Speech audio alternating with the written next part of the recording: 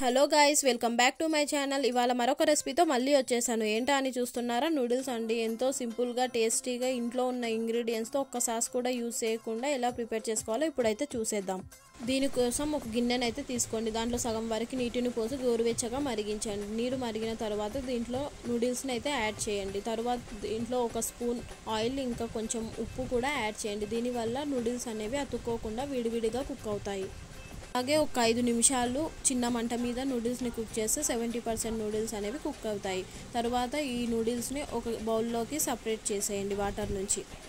Water నుంచి separate చేసిన నూడిల్స్ని పక్కన పెట్టుకొని చల్లారనివ్వాలి. తర్వాత ఒక కడాయి తీసుకొని దాంట్లో ఆయిల్ పోసుకోవాలి. దాంట్లో జీలకర్ర, కొంచెం కరివేపాకు, కోసి పెట్టుకున్న ఆనియన్స్, కొంచెం చిల్లీ కూడా యాడ్ చేసి ఒక్కసారి మిక్స్ చేయాలి. తర్వాత దాంట్లో క్యారెట్ ఇంకా ఆలు కూడా వేసి మిక్స్ చేయాలి.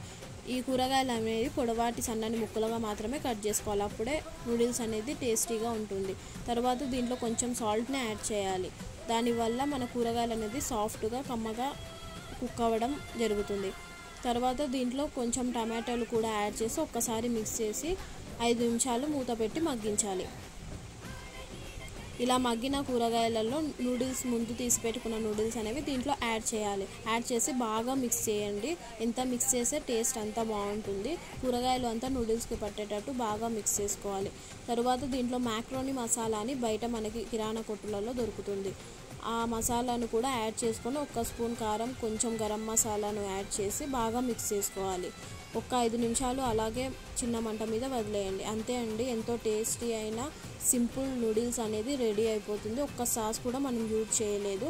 ఇలాంటి మరిన్ని రెసిపీస్ కోసం నా ఛానల్ని అయితే సబ్స్క్రైబ్ చేసుకోండి.